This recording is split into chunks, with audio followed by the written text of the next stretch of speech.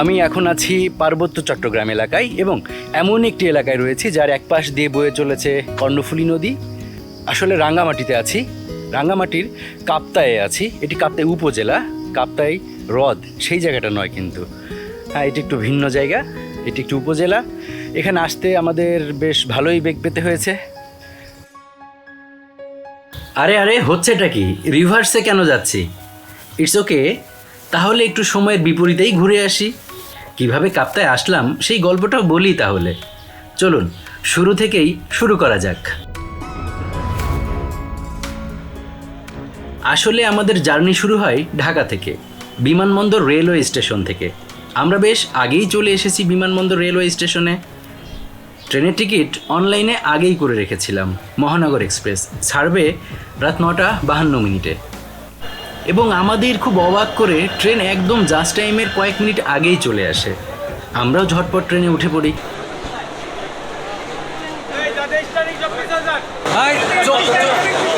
কোন দিক দিয়ে উঠবো?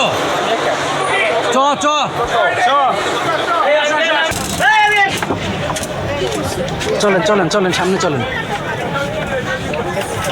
ট্রেনেও যুদ্ধ করে উঠতে হলো বাবা, প্রচণ্ড ভিড়।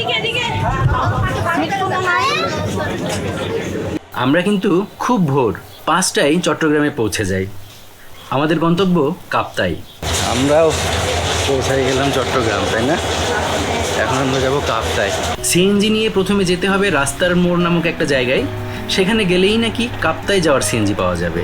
প্রায় 25 মিনিট পর রাস্তার মাথাতে এসে কাপ্তাই যাওয়ার সিএনজি নিলাম আবার। এবার শুরু হলো সুন্দরতম পথে যাত্রা। একটু যেতে না যেতেই শুরু হলো প্রকৃতির সৌন্দর্য।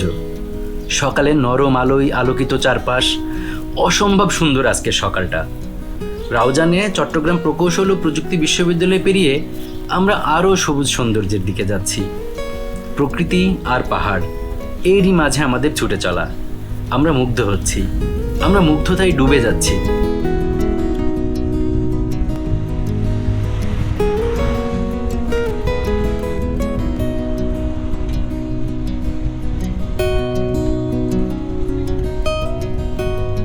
ফাইনালি আমরা চলে আসলাম কাপ্তাই। আমরা রিসোর্টে যাওয়ার আগে স্পেশাল দুটো স্থান ঘুরব। একটি হলো এশিয়ার সর্ববৃহৎ কাগজ কল কর্ণফুলী পেপার মিল, যেটি চন্দ্রঘোনায় কর্ণফুলী নদীর পাড়ে অবস্থিত। আর পাহাড়ের উপরে অবস্থিত একটি চমৎকার স্কুলে যাব। ইনফ্যাক্ট আমি এখন সেই স্কুলের পাহাড় চূড়ায়ই আছি। আজ এবং আগামীকাল আমি এই কাপ্তাই উপজেলাতেই থাকব। কাপ্তাই উপজেলার প্রতিটি পাহাড়, প্রতিটি টিলা, প্রতিটি পথঘাট আমি ঘুরে বেড়াবো। খুবই এনজয় করব আশা করছি। এখানকার কাপ্তাই বাঁধ এবং কাপ্তাই বাঁধের যে ইতিহাস সেটিও আমরা জানার চেষ্টা করব। তারপর কাপ্তাই জলবিদ্যুৎ কেন্দ্র, কাপ্তাই হ্রদ সম্পর্কে জানা অজানা অনেক কিছুই আমরা চেষ্টা করব জানার। আর এখন উপর থেকে আমি আবার নামছি। নিচে একটি প্রাইমারি স্কুল রয়েছে, এটি একটি সরকারি প্রাথমিক বিদ্যালয়। এটা না, আমরা যারা সমতলে থাকি তাদের জন্য চিন্তা করাও কষ্টকর যে এইরকম পাহাড়ের উপরে একটি প্রাথমিক বিদ্যালয় হতে পারে, যেখানে প্রতিনিয়ত পাহাড় ধসে যাচ্ছে, বৃষ্টির পানি প্রচুর পরিমাণে আসছে। একটি বিল্ডিং দেখেছি, যে বিল্ডিংটি 2015 সালে ধসে অর্ধেকটা পাহাড়ের নিচে চলে গেছে। যাই হোক, আমি নিচে নামছি। আর কর্ণফুলী নদীর পাশে পাহাড়ের উপর ব্যাপটিস্ট মিশন সরকারি প্রাথমিক বিদ্যালয়ে বিভিন্ন ধর্ম বর্ণ নির্বিশেষে একসাথে ছেলেমেয়েরা লেখাপড়া করে।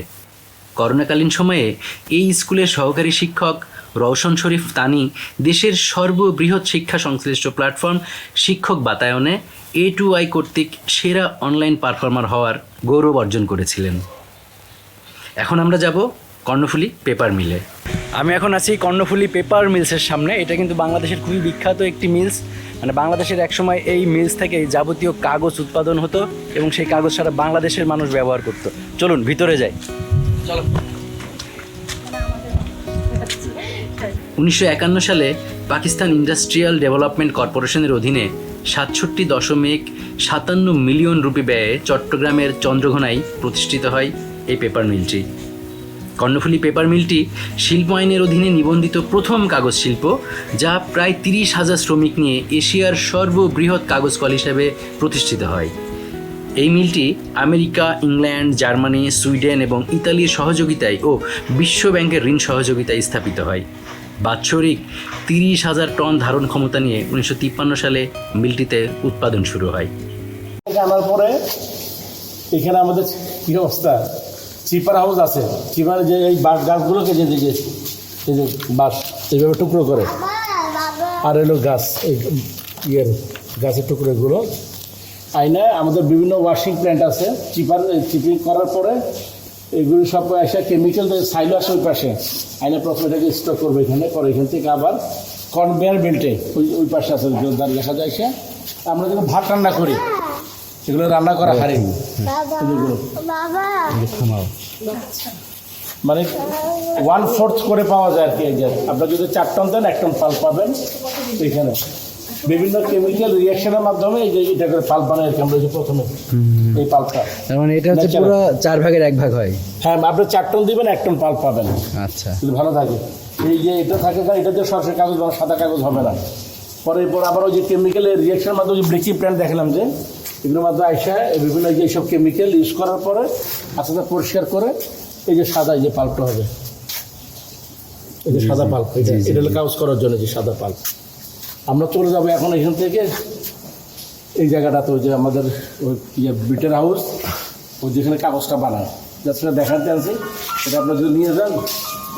যেটা আমরা প্রসেসিং হতে হতে একদম সাদা নরম যেটা দেখলাম, হ্যাঁ পাল্প, এটা হচ্ছে সেটা। হ্যাঁ, ওটা কিন্তু সরাসরি পাল্প হবে না ওটা। ওটার থেকে আবার ওখানে ওই যে আমাদের ইয়ে আছে বিটার হাউস আছে, ওখানে আবার এটাকে যেমন আপনি মরিচ সরাসরি আমরা করতে পারি না, তবে দিতে পারি না, এটাকে বাড়তে হবে পাঠায়, সেরকম একটা ব্যবস্থা আছে ওখানে। আচ্ছা, মানে পাল্প কাগজ বানানোর উপযোগী করতে হয়। একবার মিহি যেতে করে আঁচ থাকবে না, যেটা একদম মিহি হবে, একবার মিহি করবে এটাকে। এটা ওখানে আসার পরে স্টক প্রিপারেশন থেকে সরাসরি রাখবে মাইক্রো হাউসে কাগজটা বানানোর জন্য। এখানে যেটা যায় সেখানে 95% পাল্প থাকে। আচ্ছা, পাল্প থাকে মাত্র 5%। সেই 5% পাল্পে এটা আস্তে আস্তে চলে যাবে ওখানে কাগজ।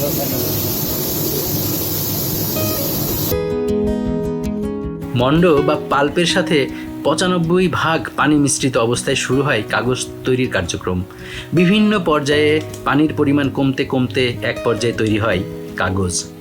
এই কাগজ তৈরির মেশিনের যে কি কাজ, কতগুলো স্টেপ পার হয়ে যে একটা কাগজ তৈরি হয়, এটা একটা অকল্পনীয় ব্যাপার। এখানে যে আমরা এই যে চাকাগুলো দেখছি, এই যে উপর দিয়ে এই পাশ দিয়ে ঘুরে ঘুরে আবার এই পাশ দিয়ে উঠে আবার এই পাশ দিয়ে ঘুরে এই পাশ দিয়ে বের হয়ে কাগজ বের হয়। মানে একটা এত বিশাল যে কর্মচক্র কাগজ তৈরি করার জন্য ব্যবহার করা হয়, এটা নিজের চোখে না দেখলে বিশ্বাসই করতে পারতাম না। অবিশ্বাস্য একটা ব্যাপার। এবং সব শেষে কাগজ এখানে এসে একটা রোল তৈরি হয়। সেই রোলটা যে আবার কত বড় সেটা আমি সামনে গিয়ে দেখাচ্ছি, যে একটা কাগজের রোল কাটার আগে কোন সাইজের হয়।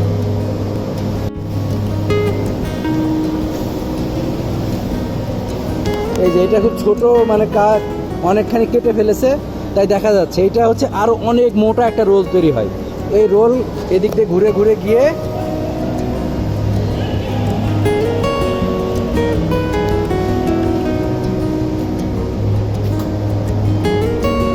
এখানে এসে এরকম পিস পিস করে কাটা হয়ে যায়। এই যে এখানে যে সংখ্যাটা দেখা যাচ্ছে, এই যে নর্মাল সাইজ, এরকম সাইজে কাগজ কাটিং হয়ে বের হয়ে আসে।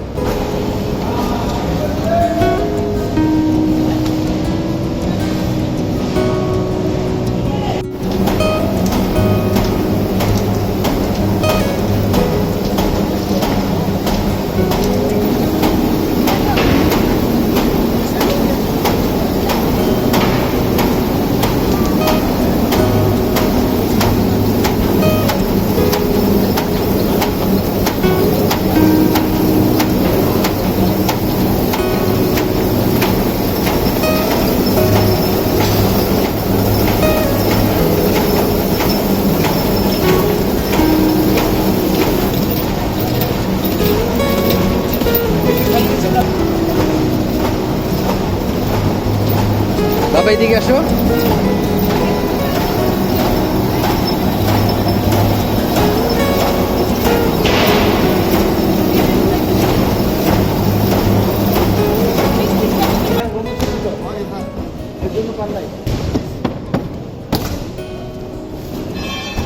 এই যে এখন হালকা নীল রঙের কাগজ তৈরি হচ্ছে, এগুলো মূলত নির্বাচন কমিশনের অর্ডারের কাজ। নির্বাচনের জন্য কর্ণফুলী পেপার মিল থেকে 700 মেট্রিক টন কাগজ কিনবে নির্বাচন কমিশন। একবারে কত? 100? আরে আরে 10 সেকেন্ডও লাগে নাই। 100 কাগজ দিতে 10 সেকেন্ডও লাগে নাই।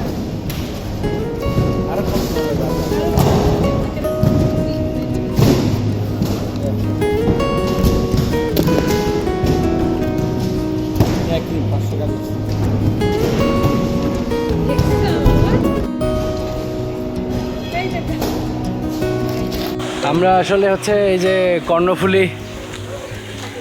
কর্ণফুলী পেপার মিলস থেকে বের হলাম। ওনারা আমাকে অনেক রকম কাগজ গিফট করছে, এটা আমার খুব ভালো লাগছে এবং আমি এটা দেখে অবাক হয়েছি যে একটা কাগজ তৈরি করতে মানে কত বড় যে মেশিন কাজ করে সেটা নিজের চোখে না দেখলে বিশ্বাস করা মুশকিল। সেটা আজকে নিজের চোখে দেখলাম, আপনাদেরকে আমি চেষ্টা করেছি, সবটুকু পারিনি, যতটুকু সম্ভব চেষ্টা করেছি।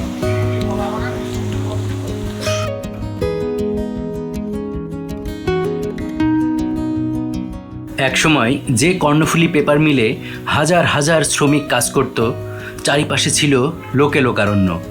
সেই কেপিএমে আজ মানুষের বড্ড অভাব। ধুকে ধুকে কোনো রকমে চলছে কেপিএম। কর্ণফুলী কাগজ কল দেখা শেষ হলো, এখন যাব আমরা যেখানে থাকবো সেখানে।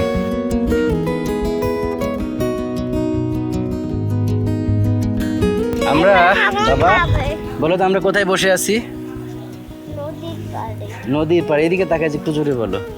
নদীর পাড়ে। এই নদীর নাম কি জানো? না, ধোলা নদী। কর্ণফুলী। আমরা কর্ণফুলী নদীর পাড়ে বসে আছি, সামনে পাহাড় আর কর্ণফুলী নদী কি চমৎকারভাবে বয়ে যাচ্ছে, মানে অসম্ভব, এত চমৎকার। আর আমাদের এখানে এই কাপ্তায় অনেকগুলো রিসোর্ট আছে, কিন্তু এখন একটা 3-4 দিন ছুটি একটানা পড়ে যাওয়ায় আর আমরা আগে থেকে বললে না আসার কারণে আমরা রিসোর্ট পাইনি। তবে রিসোর্ট না পেয়ে একদিক থেকে খুব ভালো হয়েছে। আমরা এই নদীর পাড়ে এই যে এই বিল্ডিংটাতে থাকবো, এই বিল্ডিংটাতে আমরা রাত্রে থাকবো। আজকের মতো এখানেই শেষ করছি। নেক্সট ভিডিওতে আমরা দেখব কাপ্তাইয়ের সৌন্দর্য, কাপ্তাই বাঁধের আদ্যপান্ত। বাই বাই, টাটা, ভালো থাকবেন সবাই।